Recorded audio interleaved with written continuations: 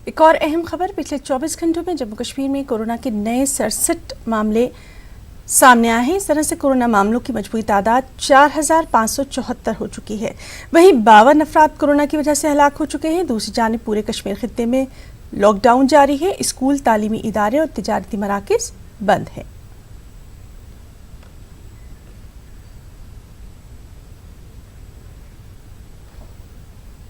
और चलिए सीधे रुख करेंगे हमारे साथी परवेज भट्ट का, जो कि श्रीनगर से हमारे साथ मौजूद हैं। परवेज, आपसे आज की ताज़ा तरीन तफसीलात चाहेंगे।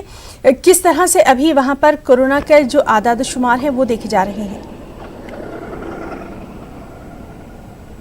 जी हिना, अगर हम बात करें पिछले 3 दिन से यहाँ पे लगातार जो नंबर्स हैं वो काफ़ी कम आ रहे हैं। कल भी सिर्फ यहाँ पे 67 केसेस पॉजिटिव आए हैं, या जबकि यहाँ पे पिछले दिनों की अगर हम बात करें तो 400-500 तक के केसेस यहाँ पे आते थे।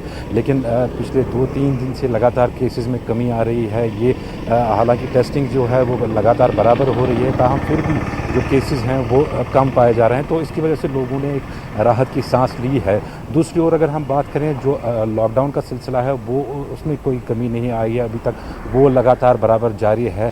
जो दुकानें और कारोबारी इदारे हैं वो भी मुसलसल बंद है यहाँ पे, और ट्रांसपोर्ट भी यहाँ पे ठप पड़ा हुआ है। मैं आज ये आपको बताऊँ कि जो लॉकडाउन यहाँ पे चला है, ये पिछले 2.5 महीने से जो लॉकडाउन चल रहा है, इसकी वजह से यहाँ की इकॉनमी जो है वो शदीद तरह से यहाँ से मुतासर हुई है।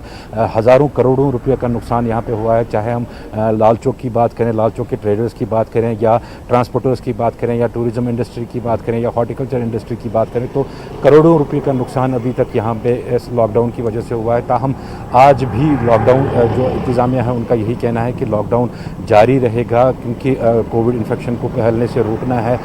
कोविड इन्फेक्शन ज़्यादा ना फैले, इस वजह से लॉकडाउन लगाया जा रहा है। आज की अगर हम बात करें तो आज जुम्मे की वजह से ट्रैफिक कुछ हद तक कम ही सड़कों पे देखने को मिल रहा है। उतनी ज़्यादा गाड़ियाँ नहीं होती हैं जितने कि आम रोज़ यहाँ पे सड़कों पे गाड़ियाँ होती हैं। ताहम फिर भी ट्रैफिक की जो नकलो हमल है वो लगातार जारी है यहाँ पे। हालांकि सिर्फ जो प्राइवेट व्हीकल्स है वो उनको चलने की इजाज़त है, जो पब्लिक ट्रांसपोर्ट है वो भी बंद है।